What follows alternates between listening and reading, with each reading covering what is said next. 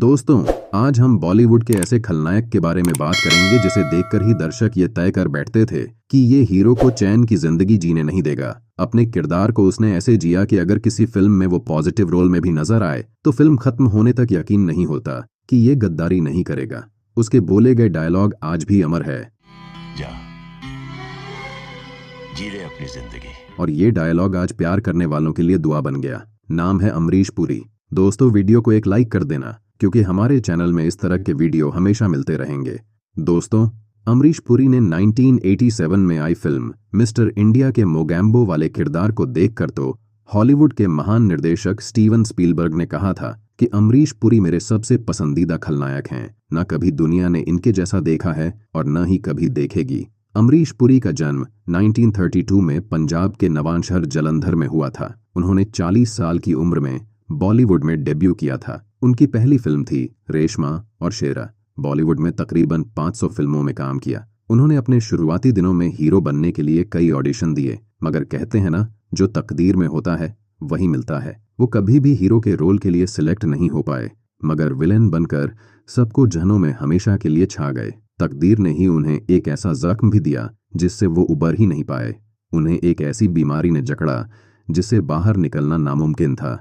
ये बीमारी थी माइलोडिस्प्लास्टिक सिंड्रोम, जो एक तरह का ब्लड कैंसर है। इस कैंसर ने उन्हें जिंदगी को चैन से जीने नहीं दिया। 12 जनवरी 2005 को अमरीश पुरी ने 72 साल की उम्र में दुनिया को अलविदा बोल दिया। क्या होता है माइलोडिस्प्लास्टिक सिंड्रोम? इसके बारे में थोड़ा नजर डालते हैं। दोस्तों, माइलोडिस्प्लास्टिक सिंड्रोम के लक्षणों में थकान, सांस लेने में दिक्कत, शरीर पीला पड़ना, असामान्य रूप से फफोले पड़ना या ब्लड का निकलना शामिल है। ऐसा इसलिए होता है क्योंकि बॉडी में रेड ब्लड सेल्स कम होने लगती हैं। शरीर को जितनी स्वस्थ ब्लड सेल्स की जरूरत होती है वो उतनी नहीं बना पाते हैं। ये ज्यादातर 65 ईयर से ऊपर की उम्र के लोगों में होता है, लेकिन ये युवाओं को भी हो सकता है। महिलाओं के मुकाबले ज्यादा पुरुषों में ये बीमारी होती है। बॉडी में बोन मैरो नई और अपरिपक्व ब्लड सेल्स बनाता है, जो कुछ वक्त बाद कंप्लीट ब्लड सेल्स बन जाती हैं। जब इस प्रोसेस में गड़बड़ हो जाती है तो ब्लड सेल्स पूरी तरह बन नहीं पाती। सामान्य तौर पर डेवलप होने के बजाय ये ब्लड सेल्स बोन मेरो या बोल्ड में पहुंचने के बाद खत्म होने लगती हैं। ये कंडीशन माइलोडिस्प्लास्टिक सिंड्रोम की होती है।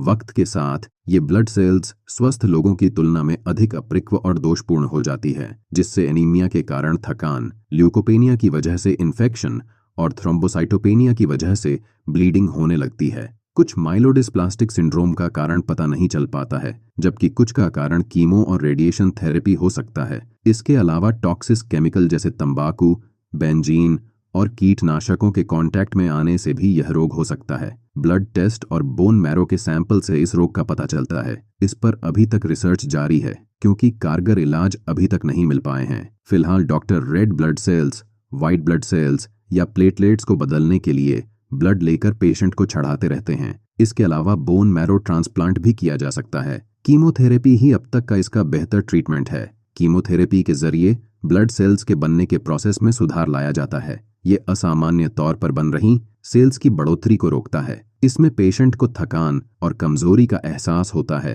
तेजी से या अनियमित दिल की धड़कन, पीलापन, सांस लेने में तकलीफ, प्लेटलेट्स की संख्या में कमी के कारण बार बार चोट लगने या रक्तस्राव का अनुभव होना। व्यक्ति संक्रमण के प्रति अधिक संवेदनशील होते हैं। पेट में परेशानी, परिपूर्णता या बाएं ऊपरी पेट में दर्द, बार बार बुखार आना। दोस्तों, अमरीश पुरी को माइलोडिस्प्लास्टिक सिंड्रोम एक एक्सीडेंट की वजह से हुआ था। ये एक्सीडेंट हुआ था साल 2003 में, जिसके बाद अमरीश पुरी ठीक नहीं हुए और बीमार होते चले गए। फिल्म फेयर को दिए एक इंटरव्यू में अमरीश पुरी के बेटे राजीव पुरी ने पूरी कहानी बताई थी। 2003 के उस भयानक एक्सीडेंट को याद करते हुए राजीव पुरी ने बताया था कि अमरीश पुरी को माइलोडिस्प्लास्टिक सिंड्रोम कैसे हुआ था। राजीव पुरी ने बताया था, 2003 में फिल्म जाल द ट्रैप की शूटिंग हिमाचल प्रदेश में चल रही थी। वहीं पर पापा अमरीश पुरी का एक्सीडेंट हुआ था। उन्हें काफी गंभीर चोटें आई थीं। चेहरे और आंख पर बहुत चोट थी और काफी खून भी बह गया था। तुरंत ही पापा को हॉस्पिटल ले जाया गया, जहां डॉक्टरों ने बताया कि उन्हें खून की जरूरत है। खून चढ़ाया गया, लेकिन उसी दौरान कुछ गड़बड़ हो गई, क्योंकि इसके बाद पापा को खून से जुड़ी बीमारी माइलोडिस्प्लास्टिक सिंड्रोम हो गया। राजीव पुरी कहते हैं, इसके बाद पापा धीरे धीरे कमजोर होने लगे और उन्हें भूख लगनी भी कम हो गई थी। लेकिन जब पापा को पता चला कि उनकी बीमारी कितनी खतरनाक है तो उन्हें तगड़ा झटका लगा था। पापा बुरी तरह घबरा गए थे, लेकिन वह दृढ़ इच्छा शक्ति वाले थे। वह दुनिया को दिखाना चाहते थे कि कितने स्ट्रांग हैं। पापा अच्छी तरह जानते थे कि 72 साल की उम्र के पड़ाव पर अब उनके शरीर में सब कुछ ठीक नहीं हो सकता। पापा का कहना था कि जो होना होगा वो होगा। इतनी गंभीर बीमारी के बावजूद अमरीश पुरी ने खुद को संभाले रखा। वह बहुत दर्द में थे। बावजूद इसके उन्होंने वो सारी फिल्में खत्म करने की ठानी जो उन्होंने साइन की हुई थीं। अमरीश पुरी नहीं चाहते थे कि उनकी वजह से कोई भी फिल्म या प्रोजेक्ट अटके।